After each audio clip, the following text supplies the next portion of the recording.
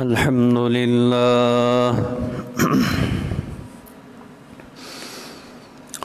الحمد لله وحده والصلاة والسلام على من لا نبي بعده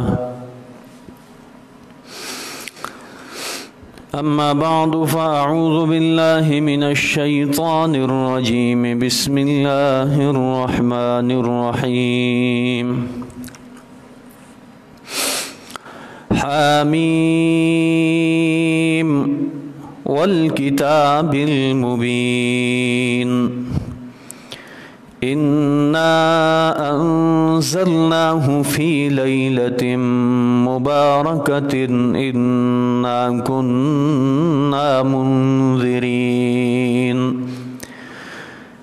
فيها يفرق كل أمر حكيم أمرا من عندنا إنا كنا مرسلين صدق الله وصدق رسوله النبي الكريم.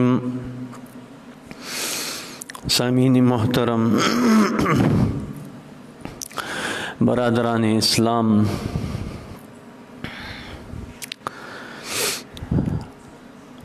آج کے گفتگو کا عنوان ہے شب برات کی حقیقت۔ موقع کی مناسبت سے آج اس عنوان پر گفتگو کرنا ضروری سمجھتا ہوں،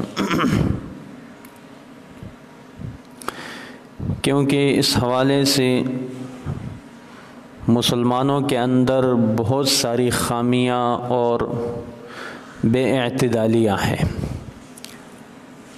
ان بے اعتدالیوں کو دور کرنا انتہائی اہم اور ضروری مسئلہ ہے۔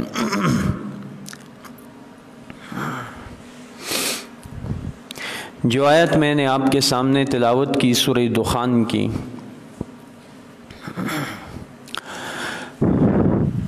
اس آیت میں ایک لفظ ہے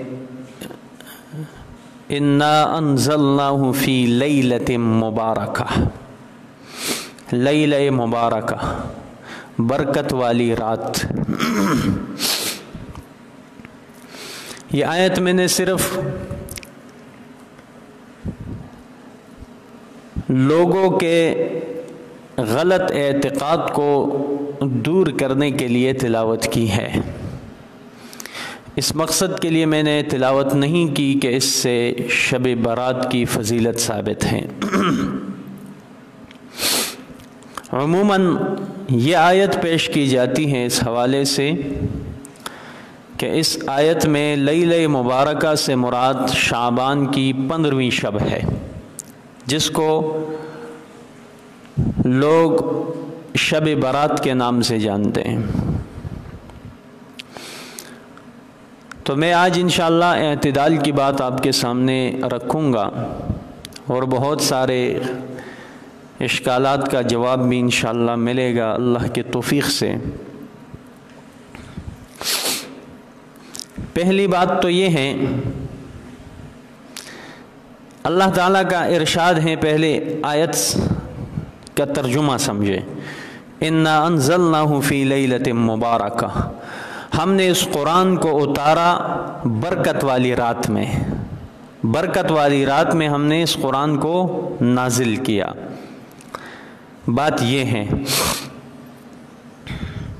اور دوسری بات آگے فرمایا فیہا یفرق کل امر حکیم، اس رات میں ہر حکمت والے معاملے کا فیصلہ کیا جاتا ہے، یا اس رات میں اللہ کی طرف سے فیصلے ہوتے ہیں۔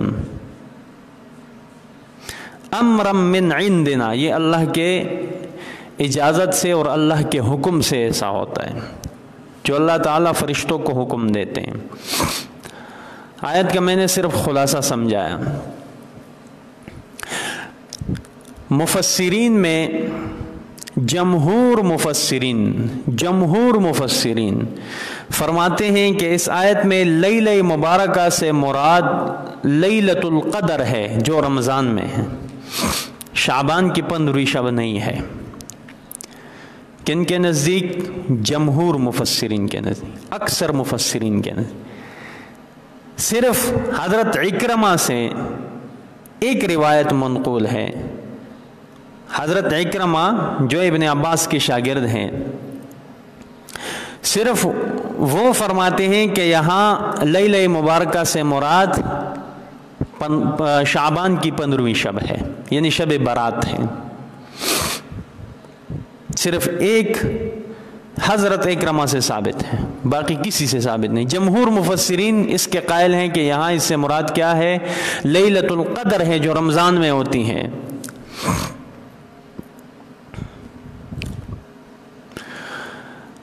تو لوگوں نے جمہور مفسرین کے رائے کو چھوڑ دیا اور صرف انفرادی رائے کو اختیار کیا ہے، یہ المیہ ہے۔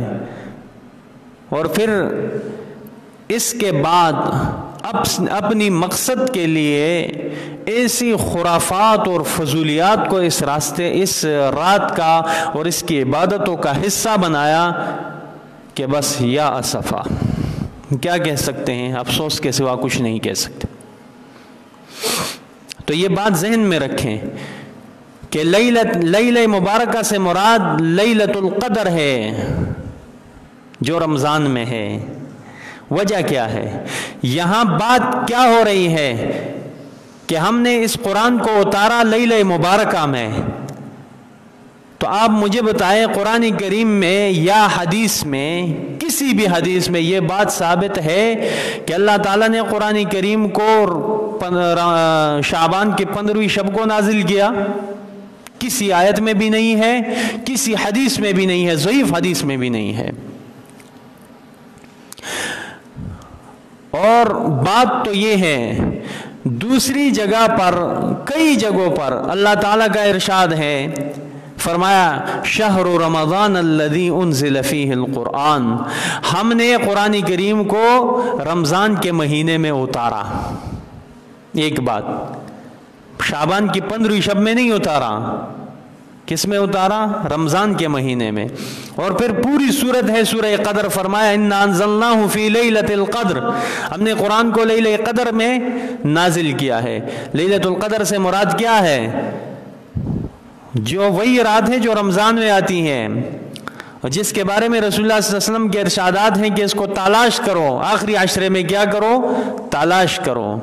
اور اس مہینے کو جو فضیلت ملی ہے وہ بھی اس وجہ سے کہ اس میں قرآن کا نزول ہے۔ تو بات یہ ہے، کسی حدیث سے، ضعیف حدیث سے بھی یہ ثابت نہیں ہے کہ اللہ تعالیٰ نے قرآن کریم کو شعبان کی 15ویں شب میں اتارا ہے، بلکہ تمام مفسرین، محدثین، فقہاء کا اس بات پر اجماع ہے، اور قرآنی نصوص سے یہ بات ثابت ہے کہ اللہ تعالیٰ نے قرآن کو لیلۃ القدر رمضان کے مہینے میں اتارا ہے۔ یہ بات تو ذہن میں آ گئی کہ یہاں لیلہ مبارکہ سے کیا مراد ہے؟ شعبان کی 15ویں شب مراد نہیں ہے، جو اکثر لوگ مراد لیتے ہیں اس سے۔ جمہور مفسرین کے نزدیک کیا ہے اس سے مراد؟ لیلۃ القدر جو رمضان میں آتی ہے۔ یہ بات تو صاف ہو گئی، واضح ہو گئی انشاءاللہ۔ اب اگلی بات،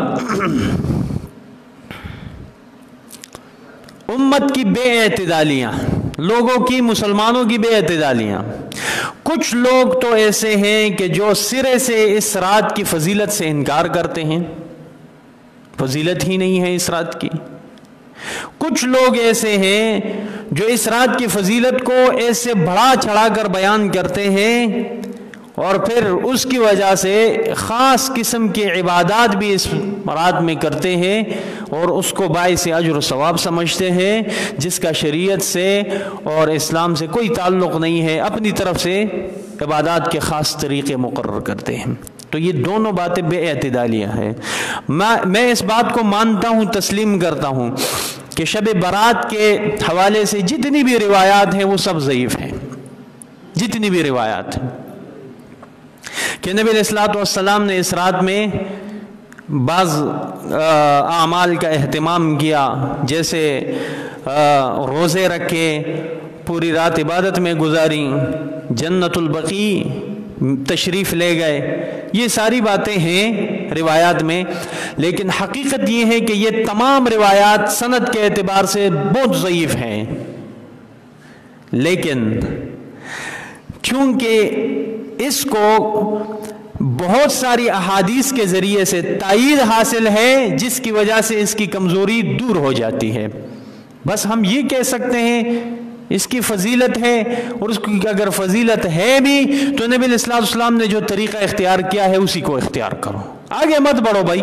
بس سمپل سی بات ہے، آسان سی بات ہے، آگے مت بڑھو. جو چیز جس درجے میں ثابت ہے اس کو اسی درجے میں رکھو، اس سے آگے مت بڑھو، اس میں کمی بھی نہ کرو، اس میں زیادتی بھی نہ کرو. پہلے تو میں یہ بتا رہا ہوں آپ کو کہ اس حوالے سے جتنی بھی روایات ہیں وہ سب کے سب ضعیف ہیں. اور یہ بتانا میں اس لیے ضروری سمجھتا ہوں کہ آج کل لوگوں نے اس 15ویں شعبان کے شب جو ہے عجیب قسم کے عبادات کو اس رات کے اہم عبادتوں کا حصہ بنایا، اور اس میں عجیب عجیب قسم کے لوگ کام کرتے ہیں جس کو شریعت بناتے ہیں، جو نہیں کرتے اس کو ملامت بھی کرتے ہیں، اور کیا کچھ لوگوں نے اس میں اندر کر دیا اور داخل کر دیا، اور اس کو دین کا حصہ بنا کر لوگوں کے سامنے پیش کر دیا. یہی المیہ ہے. ایسا نہیں کرو بھائی. اب جو چیز صرف ضعیف روایات سے ثابت ہے، پہلے جو جتنی بھی روایتیں اس حوالے سے وہ ضعیف ہے، اگر ضعیف حدیث پر فضائل کے اعتبار سے عمل کرتے ہو جس کی گنجائش ہے تو اس کو اسی حد تک رکھو جس حد تک نبی علیہ الصلوۃ والسلام سے ثابت ہے. اس سے آگے کیوں بڑھتے ہو؟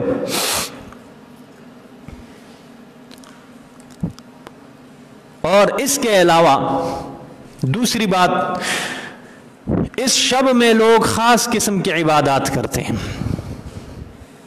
کسی بھی حدیث سے، بلکہ ضعیف حدیث سے بھی اس قسم کی عبادتوں کا ثبوت نہیں ملتا جو لوگ کرتے ہیں، اور آئے دن نئے نئی چیزیں اس میں داخل کرتے ہیں کہ آج یہ کریں گے، روشنیاں، چراغاں، اور مسجدوں میں اہتمام، لوگوں کا صرف اس رات کا انتظار کرنا، اور مسجدوں میں محافل مقرر کرنا، جلسے کرنا، نعت خوانیاں کرنا، اور یہ کرنا، اور پھر خاص قسم کی عبادات کرنا کہ بھئی اتنی رکعت پڑھو، پہلی رکعت میں یہ پڑھو، دوسرے میں یہ، تیسرے میں یہ، اور یہ وہ. اور ان سب چیزوں کا جو مشاہدہ ہو رہا ہے یہ سب چیزیں بے بنیاد ہیں، یہ فضولیات ہے بھائی. اب میں اس چیز کو تو فضول نہیں سمجھتا کہ لوگ مسجدوں میں عبادت کا اہتمام کریں، لیکن میں اس چیز کو بدعت سمجھتا ہوں جو نبی علیہ الصلوۃ والسلام سے ثابت نہیں ہے، اور لوگ دین کا حصہ بنا کر لوگوں کے سامنے پیش کرتے ہیں، اور اچھے خاصے اہل علم لوگ ایسا کرتے ہیں. افسوس آتا ہے اس بات پر. تو خاص قسم کی عبادتوں کا تو کوئی بھی ثبوت اور تصور نہیں ہے اس رات کے اندر. میں نے بتا دیا جو کچھ بھی ثابت ہے وہ ضعیف حدیث سے ثابت ہے. چلو مان لیتے ہیں کہ فضائل میں ضعیف حدیث بھی اس کی بھی گنجائش ہے، لیکن حدیث میں جو ہے اسی حد تک رہو نا، آگے تو مت بڑھو، کمی اور زیادتی تو نہ کرو. کم از کم اگر کرنا ہی چاہتے ہو تو کیا کرو، حدیث کے حد تک رہو، جو ثابت ہے اسی کو اختیار کرو، آگے مت بڑھو. کچھ بھی نہیں ہے آپ کے اوپر. اگر آپ ضعیف حدیث پر بھی عمل کرتے ہیں تو ٹھیک ہے. دو کام ثابت ہیں، روزہ رکھنا اور رات کو تہجد پڑھنا، عبادت کرنا، جو نبی علیہ السلام کا عام بھی معمول تھا، روزہ رکھنا اور تہجد کرنا. اور میں کچھ سوالات کا جواب بھی دوں گا انشاءاللہ، آپ کو مطمئن ہو جائیں گے. اب تیسری بات، قبرستان جانا. بعض لوگوں کا معمول ہوتا ہے اس رات قبرستان جاتے ہیں اور کہتے ہیں نبی علیہ السلام جنت البقیع تشریف لے گئے تھے. ٹھیک ہے، جنت البقیع تشریف لے گئے، آپ ماننے کے لیے تیار نہیں ہے، چھوڑنے کے لیے تیار نہیں ہے، اس بات کو تسلیم کرنے کے لیے تیار نہیں ہے کہ یہ ضعیف احادیث ہیں. تو چلو اگر عمل کرنا بھی چاہتے ہو تو نبی علیہ الصلوۃ والسلام تو زندگی میں ایک دفعہ قبرستان تشریف لے گئے اس رات، تو تم بھی ایک دفعہ لے کے جاؤ نا. تم ایک دفعہ چلے جاؤ قبرستان، باقی بس اب ہر سال اس چیز کو معمول بنانا اور اس رات کی عبادتوں کے حصے میں یہ چیز شامل کرنا کہ اگر قبرستان نہ گئے تو آپ کی عبادتیں ادھوری رہ جائیں گی، یہ بدعت ہے۔ یہی چیز ہے جس کو ہم بدعت کہتے ہیں۔ ایک چیز لازم نہ ہو تم اس کو لازم بنا دیتے ہو، جو چیز لازم نہیں ہے اس کو لازم نہ سمجھو، بس یہ بات ہے۔ اگر جانا چاہتے ہو قبرستان، اگر ماننے کے لیے تیار نہیں ہو، ضعیف احادیث پر عمل کرنا چاہتے ہو تو کرو، زندگی میں ایک مرتبہ کرو جس طرح ثابت ہے نا۔ اب ہر سال معمول بنانا اور اس کے بغیر عبادتوں کو ادھورا سمجھنا، اس کو تو ہم بدعت ہی کہہ سکتے ہیں، سنت تو نہیں ہے۔ سنت تو وہ ہے جو نبی علیہ الصلوۃ والسلام سے ثابت ہے۔ بس اب اگلی بات اختصار کے ساتھ ذکر کروں گا۔ 15 شعبان کا روزہ رکھنا، 15 شعبان کا روزہ رکھنا، یہ بھی صرف ایک حدیث سے ثابت ہے۔ پورے ذخیرہ حدیث کے اندر صرف ایک حدیث سے ثابت ہے کہ نبی علیہ الصلوۃ والسلام نے 15 شعبان کا روزہ رکھا ہے۔ ٹھیک ہے، اب اس کے بھی کئی جوابات ہیں، کیونکہ حدیث ضعیف ہے اور لوگوں نے اس چیز کو ایک بہت بڑا معمول بنایا، تو ہمیں جواب دینا پڑے گا، لوگوں کو سمجھانا پڑے گا کہ اس کو لازم نہ سمجھو۔ نبی علیہ الصلوۃ والسلام نے روزہ رکھا، ظاہری بات ہے، اس کے میرے پاس 3 جوابات ہیں۔ پہلا جواب تو یہ ہے کہ نبی علیہ الصلوۃ والسلام کا معمول تھا کہ شعبان کے اندر روزے زیادہ رکھتے تھے، باقی مہینوں کے بنسبت شعبان میں روزوں کا معمول زیادہ ہوتا تھا۔ اب نبی علیہ الصلوۃ والسلام نے معمول کے مطابق شعبان میں روزے زیادہ رکھے، اس میں اتفاقاً یہ دن بھی آ گیا 15 شعبان، تو اس لیے علماء لکھتے ہیں کہ نبی علیہ الصلوۃ والسلام نے 15 شعبان کا روزہ رکھا، وہ معمول تھا نبی علیہ الصلوۃ والسلام کا۔ اور دوسری بات، ایک اور جواب، نبی علیہ الصلوۃ والسلام کا معمول تھا کہ پیر اور جمعرات کا روزہ رکھتے تھے۔ ہو سکتا ہے یہ 15 شعبان پیر اور جمعرات میں سے کوئی دن ہو، اس لیے نبی علیہ الصلوۃ والسلام نے روزہ رکھا۔ اور یا تیسری بات، نبی علیہ الصلوۃ والسلام کا معمول یہ بھی تھا کہ ایام 20 کے روزے رکھتے تھے، 13، 14، 15 تاریخوں کو قمری اعتبار سے، شعبان ہر اسلامی مہینے کے 13، 14، 15 تاریخوں کو روزہ رکھتے تھے۔ ہو سکتا ہے، اور ہو سکتا ہے نہیں بلکہ یہ حقیقت ہے کہ 15 شعبان تو ظاہری بات ہے نبی علیہ الصلوۃ والسلام کے معمول کے مطابق 13، 14، 15 دن، تو نبی علیہ الصلوۃ والسلام نے 15 شعبان کا روزہ اس لیے رکھا کہ ایام 20 میں سے اس کا شمار ہے، تو یہ اعتراض بھی ختم ہو گیا۔ اب نبی علیہ الصلوۃ والسلام سے صرف ایک حدیث میں ثابت ہے، وہ بھی ضعیف روایت سے، کہ اس رات میں کیا کرو، روزہ رکھو، اور پھر اس دن کو روزہ رکھو۔ اب دن کو روزہ رکھنا اور پورا مہینہ غفلت میں گزارنا، صرف ایک رات عبادت کرنا اور ایک دن روزہ رکھنا، اس کا کوئی ثواب نہیں ملے گا۔ اگر کرتے ہو نبی علیہ الصلوۃ والسلام کے طریقے کے مطابق کرو، پورا مہینہ روزے رکھو یا زیادہ روزے رکھو یا ایام 20 کے معمول کے مطابق روزہ رکھو یا پیر اور جمعرات کا روزہ رکھو، ہو سکتا ہے ان میں سے یہ دن بھی آ جائے، تو پھر تو ٹھیک ہے۔ صرف ایک دن کا اہتمام کرنا اور اس کو لازم اور ضروری سمجھنا، یہ احادیث کے خلاف ہے اور اس کو بدعت کہتے ہیں۔ جو چیز ضروری نہ ہو اس کو ضروری مت سمجھو۔ اگر کوئی شخص کہتا ہے اور چاہتا ہے کہ میں روزے رکھوں، اس کے لیے کیا ہے، شعبان کے مہینے میں زیادہ روزے رکھو، جب شروع ہو جائے روزے رکھنے کا معمول رکھو، نبی علیہ الصلوۃ والسلام نے ایسا کیا ہے۔ اب اگر بیچ میں 15 شعبان کا بھی آپ نے روزہ رکھ لیا تو کوئی حرج والی بات نہیں ہے، صرف مہینے میں ایک روزہ رکھنا اور اسی کو فضیلت کا وہ سمجھنا، یہ بات غلط ہے، اسی کو بدعت کہتے ہیں۔ میں آپ کو ایک نقطہ دینا چاہتا ہوں، وہ نقطہ یہ ہے کہ جو حدیث، جو چیز جس درجے میں ثابت ہو اس چیز کو اسی درجے میں رکھو، آگے مت بڑھو، بس یہ سمپل اور آسان بات ہے اور بہترین فارمولہ ہے۔ حدیث میں جو چیز جس درجے میں ثابت ہے اس کو اسی درجے میں رکھو، آگے مت بڑھو، کمی بھی نہ کرو، زیادتی بھی نہ کرو، بس سنت کی توفیق ملے گی، یہ بات ذہن میں رکھو۔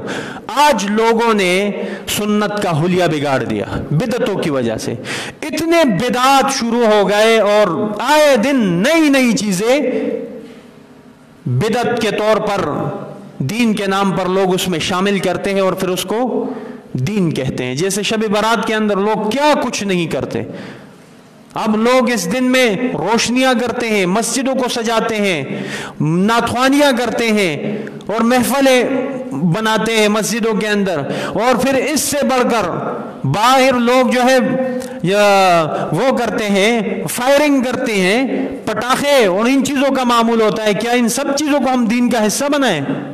اس کو ہم دین مانیں؟ اس کو ہم کیسے دین کہہ سکتے ہیں؟ جو شریعت کے خلاف ورزی ہے، سراسر خلاف ورزی ہے. تو اب اگر آپ ہر چیز کو، جو بھی ہر سال نئے نئے چیز اس میں داخل کرو گے اور اس کو دین کا حصہ بناؤ گے، تو آپ مجھے بتائیں سنت کا نام بھی رہ جائے گا؟ نام بھی نہیں ہوگا سنت کا، کچھ بھی نہیں بچے گا. اور شیطان کی سب سے بڑی کوشش یہ ہوتی ہے کہ جو جلوے کی راتیں ہوتی ہیں اس کو جلوے سے حلوے کی راتیں بنا دیتے ہیں. بس خاص قسم کے پکائیاں اور دیگے، حلوے اور یہ وہ جو جلوے ہوتے ہیں وہ حلووں میں بدل جاتے ہیں. ایک نقطے نے ہمیں محرم سے مجرم بنا دیا. ان چیزوں کا خیال رکھو. اگر سنت پر عمل پیرا رہو گے تمہاری زندگیوں سے بدعت کا خاتمہ ہو جائے گا. اور اگر ہر چیز کو جو ثابت بھی نہیں ہے، اگر ثابت ہے تو بالکل ضعیف احادیث سے ثابت ہے، اس چیز کو ایک کامیابی کا معیار بنانا اور اس پر ہمیشہ کاربند رہنا اور معمول بنانا، یہ بدعت بن جاتی ہے. اور جب بدعت آ جاتی ہے تو سنت کا خاتمہ ہو جاتا ہے، سنت پھر نہیں بچتی. آج لوگوں کی زندگیوں میں اتنے بدعات آ گئے ہیں دین کے نام پر کہ سنت کا نام بھی باقی نہیں ہے. تو اس لیے اس چیز کو سوچو، جو چیز جس درجے میں ثابت ہے اس کو اسی درجے میں رکھو. بس یہ فارمولہ سمجھو. اگلی بات، نوافل کا اہتمام کیا جاتا ہے اور پھر مسجدوں میں کیا جاتا ہے اور پھر باجماعت کیا جاتا ہے. پہلی بات تو یہ ہے نوافل کا اہتمام مسجدوں میں کرنا یہ حدیث سے ثابت نہیں ہے. نبی علیہ الصلوۃ والسلام نے نفل نمازیں، سنت اور وتر تک یہ نمازیں گھر میں پڑھی ہے، صرف فرض نماز مسجد میں پڑھی ہے.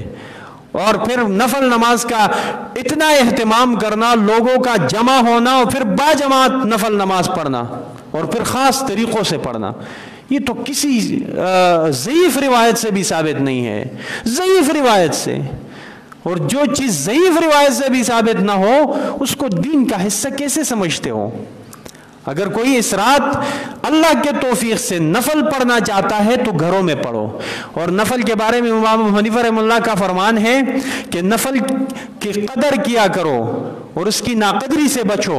اور نفل کی قدر کیا ہے؟ وہ قدر یہ ہے کہ اس کو ایسے طریقے سے پڑھو کہ آپ اور آپ کے اللہ کے سوا تیسرا کوئی شخص بیچ میں نہ ہو. اس کو نفل کہتے ہیں. اب اگر تم مسجدوں میں آؤ گے، اہتمام کرو گے، جماعت کے ساتھ پڑھو گے تو یہ تو پھر نفل نہیں رہا. نفل تو ایک خاص تعلق کا نام ہے آپ کے اور اللہ کے درمیان. اس تعلق کو مضبوط کرنے کے لیے آپ کو تنہائی چاہیے ہوتی ہے. تنہائی میں جا کر آپ اس چیز کو حاصل کر سکتے ہیں، اللہ کا قرب حاصل کر سکتے ہیں. تو اس لیے نفلوں کا اہتمام اگر کرنا چاہتے ہو تو گھر میں کرو. اس رات میں اگر کرنا چاہتے ہو، ضعیف حدیث پر بھی عمل کرنا چاہتے ہو تو گھروں میں کرو، یا الگ ہو کر تنہائی میں کرو کم از کم. اور پھر اسی رات کا خاص اہتمام نہیں کرو، کم از کم پورا مہینہ اہتمام رکھو. اگر بیچ میں یہ رات بھی آ گئی تو کوئی حرج والی بات نہیں. یہ باتیں میں اس لیے بتا رہا ہوں کہ لوگوں نے دین کے نام پر بہت ساری فضولیات کو اس چیز کے اندر داخل کر دیا ہے اور اس کو دین کا حصہ بنایا ہے. اور یہ لوگوں کو سمجھانا ہماری ذمہ داری ہے، اہم ذمہ داری ہے. اور اگلی بات،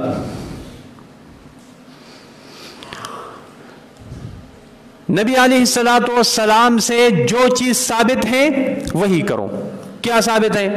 روزہ رکھنا، میں نے پہلے بتا دیا، اور رات کو عبادت کرنا. اور پہلے میں بتا چکا ہوں کہ نبی علیہ الصلوۃ والسلام کا روزہ رکھنا صرف اس رات کا اور اس مہینے کا معمول نہیں تھا، بلکہ ہمیشہ نبی علیہ الصلوۃ والسلام روزے رکھا کرتے تھے. اور پھر حدیث سے یہ ثابت ہے کہ نبی علیہ الصلوۃ والسلام نے شعبان کے مہینے میں معمول سے زیادہ روزے رکھے. امت کو بھی تعلیم دی کہ تم کیا کرو، شعبان کے مہینے میں معمول سے زیادہ روزے رکھو. اور پھر نبی علیہ الصلوۃ والسلام نے شفقتاً شعبان کے آخری دنوں میں امت کو روزہ رکھنے سے منع فرمایا ہے کہ شعبان کے آخری دنوں میں روزہ مت رکھو، رمضان سے 3-4 دن پہلے روزہ مت رکھو۔ منع کیوں ہے؟ اس کو منع یہ تحریمی نہیں ہے، نہیں تنزیہی ہے، صرف شفقت ہے امت کے ساتھ نبی علیہ الصلوۃ والسلام کی کہ اگر تم پورا مہینہ روزہ رکھو گے شعبان کا اور پھر آخر تک رکھو گے اور اس میں تمہارے اوپر رمضان آ جائے تو تمہاری طاقت کم ہو جائے گی اور تم پورے نشاط کے ساتھ اور پوری تازگی کے ساتھ رمضان کا استقبال نہیں کر سکو گے۔ اس لیے نبی علیہ الصلوۃ والسلام نے فرمایا کہ شعبان میں زیادہ روزے رکھو، خود بھی یہی معمول، روزے زیادہ رکھو، تمہاری پریکٹس ہو جائے، ایک تعلق قائم ہو جائے، رمضان کے لیے تیاری ہو جائے۔ لیکن جب رمضان کا آخر آ جائے 3-4 دن پہلے اپنے روزوں کو بند کر دو، یہ شفقت ہے امت کے ساتھ۔ تو نبی علیہ الصلوۃ والسلام نے اتنی شفقت کے ساتھ امت کو سمجھایا ہے اور اتنے طریقے سے سمجھایا ہے۔ اب ہمیں ضرورت کیا ہے کہ ہم دین میں نئی چیزیں داخل کر لیں اور اس کو دین کا حصہ بنائیں؟ تو اب یہ بات ذہن میں رکھے 2 باتیں آپ کے سامنے پیش کرنا چاہتا ہوں خلاصے کے طور پر، پورے بیان کے خلاصہ۔ پہلی بات تو یہ ہے، میں بار بار کہہ چکا ہوں، جو چیز جس درجے میں ثابت ہے حدیث سے اس کو اسی درجے میں رکھو، آگے بھی مت بڑھو پیچھے، کمی بھی نہ کرو زیادتی بھی نہ کرو، بس اسی کو مدار نجات سمجھو کہ بس اسی میں نجات ہے، کیونکہ نبی صلی اللہ علیہ وسلم نے اتنا ثابت ہے۔ میں کون ہوتا ہوں زیادتی اور کمی کرنے والا؟ جو بھی کرتے ہو علماء سے پوچھا کرو اور پورے اطمینان کرنے کے بعد اس پر عمل کیا کرو۔ اور دوسری چیز، سنت کا اہتمام، سنت سمجھنے کی کوشش کیا کرو کہ سنت کیا چیز ہے، سنت کی اہمیت سمجھو۔ جب سنت کا اہتمام کرو گے اور سنت کی اہمیت کو سمجھنے کی کوشش کرو گے تو اللہ تعالیٰ تمہیں بدعت سے بچائے گا اور سنت کے اہتمام کی توفیق بھی دے گا۔ اور جب تمہاری زندگیوں میں سنت شامل ہو جائے گا، تم سنتوں پر عمل کرنے والے بن جاؤ گے، تو خود بخود بدعتوں کا خاتمہ ہو جائے گا۔ تو یہ 2 چیزیں یاد رکھو۔ اللہ تعالی شانو ہمیں صحیح معنوں پر دین پر عمل کرنے کی توفیق عطا فرمائے اور نبی علیہ الصلوۃ والسلام کی کامل اتباع کی توفیق نصیب فرمائے۔ آخر دعوانا الحمدللہ رب العالمین۔